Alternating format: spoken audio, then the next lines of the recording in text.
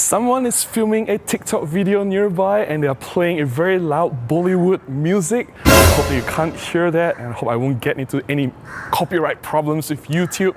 But anyway, hi, my name is Robin Wong. I'm a photographer based in Kuala Lumpur, Malaysia.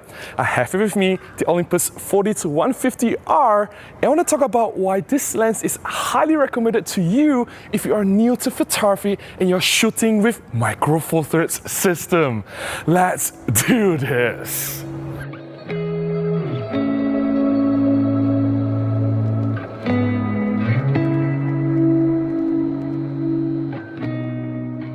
This video is not a review of this Olympus 40-150 R. I've made a mini review video before. I'll put a link to the video up here. Please check it out.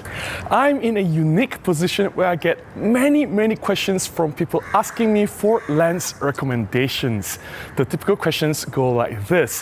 Hey Robin, I just got my entry-level Olympus EPL10 or the EM10 Mark IV. I'm very new to photography. Can you recommend me a lens? Should I get an ultra-wide-angle lens? Should I get a macro lens? Or should I get a prime lens to get that blurred, nice bokeh in the background? Unfortunately, this 40-150 R, the budget telephoto zoom lens from Olympus, doesn't get much affection. If you are an experienced photographer and you know what you want to do with your photography, I'm sure you know which lens to get. This is not the right video for you. But if you're very new to photography, you just got your first entry-level camera, whether it's Olympus or Panasonic Micro Four Thirds system that comes with a kit lens, and you're looking to add another lens to do more with your camera, then please take a look at this Olympus 40-150 R. First of all, it is a budget lens. You don't have to break the bank to buy this lens. Second of all, it is so small and so light. It is so portable. It doesn't take much space in your camera bag. You will want to bring this lens with you everywhere, and that's very important because this lens allows you to do a lot more with your photography. Now, I know a lot of people will say, you only bring the zoom lens if you want to shoot birds or wildlife, or you want to shoot things that's far away, you buy the telephoto lens for the reach. I believe that's very wrong. This telephoto lens allows you to do a lot more than just reaching that subject that's far away. It opens up a lot of possibilities for your photography. It will elevate your photography and bring it up another notch. In this video, that's what I want to explore. I want to talk about ways that this telephoto zoom lens, although it is an underrated budget lens, how it can improve your photography. The first thing you can do with this Olympus 40-150 R is to create shallow depth of field. You heard it right. You can create really blurred background using this telephoto lens. I understand that whenever it comes to blur background or rendering shallow depth of field, people will say, go for the Olympus 45 f1.8, 75 f1.8, 25 f1.8, or even the f1.2 Pro versions. These lenses, of course, they will render really blurry background that give you nice, beautiful bokeh. But again, we don't have to break the bank to enjoy photography. And this 40-150 R perhaps is the most cost-efficient way to achieve that similar blurry looking background. And trust me, when you zoom all the way to 150mm and you can achieve really shallow depth of field. I'm now shooting with the Olympus 45 f1.8. We all know that this lens creates super blurry background, very nice, beautiful bokeh. And I'm shooting at wide open f1.8. Let's take a shot. And of course, the background is completely blurred. I may not be able to achieve 100% similar effect with the 40-150 R, but the telephoto zoom lens can achieve really blurred background as well. I'm just gonna try it next. Alright, I'm zooming all the way to 150mm, full telephoto zoom, and the widest aperture is f5.6, although it's not f1.8, f2.8, but because of the super long focal length, I can still blur off the background really effectively. I know it's not the same, but you can see it still isolates the subject really well. Number 2. Telephoto background compression effect. Using a longer focal length allows you to compress the background, giving you less background to deal with in your framing.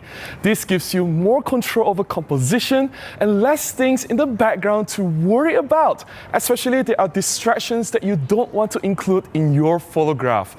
This is a very powerful tool to achieve better isolation for your main subject, and if you use this in combination with point number 1, shallow depth of field, you can really have a very powerful tool to isolate your subject, say in comparison to using the 14-42 kit lens.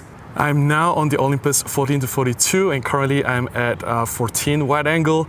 As you can see, it just fits too much in the background. You can see the buildings, the trees, the bushes, and there's so much in the foreground and background, and it can get really distracting. Even the sky, the bright patches in the sky does not help with this composition.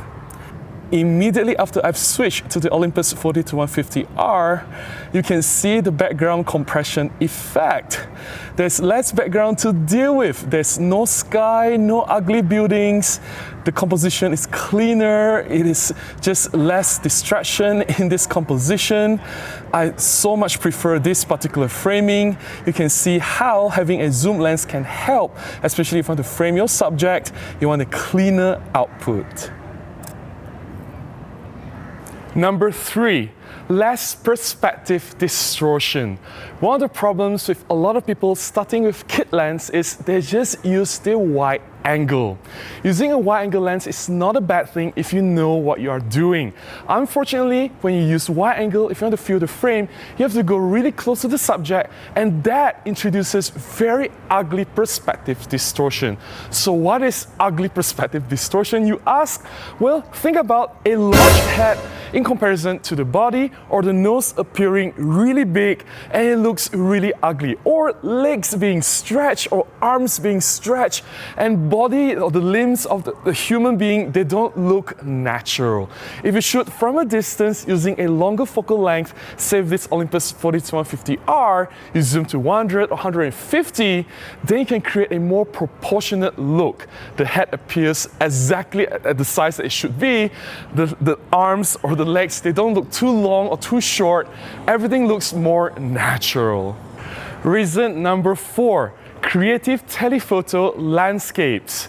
I know if you are new to photography, you're shooting with an entry-level camera, at some point you want to explore landscape photography.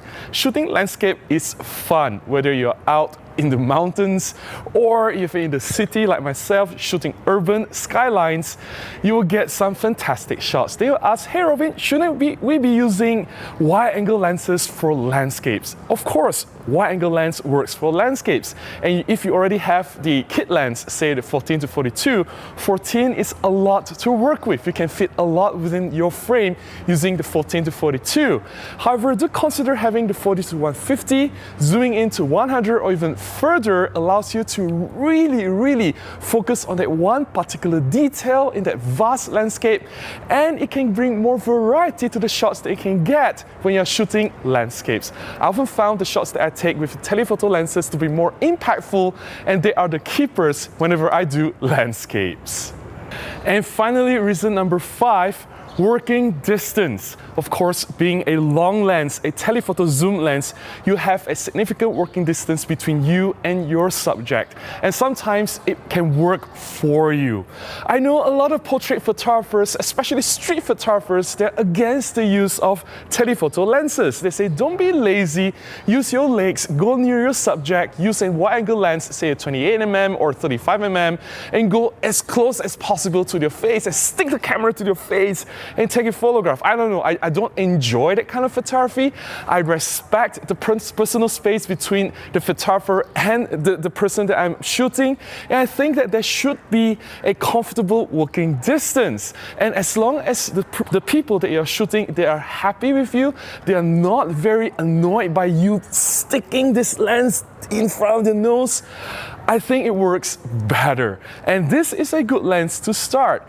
It may not be a portrait lens like a 45 f1.8 or 75 f1.8, but a telephoto zoom lens can be a powerful and effective portrait shooting lens if you know what you are doing. I do hope that you found my sharing beneficial. If you do, please consider buying me a cup of coffee, or you can contribute directly to my PayPal. Links in the description below on how you can do that.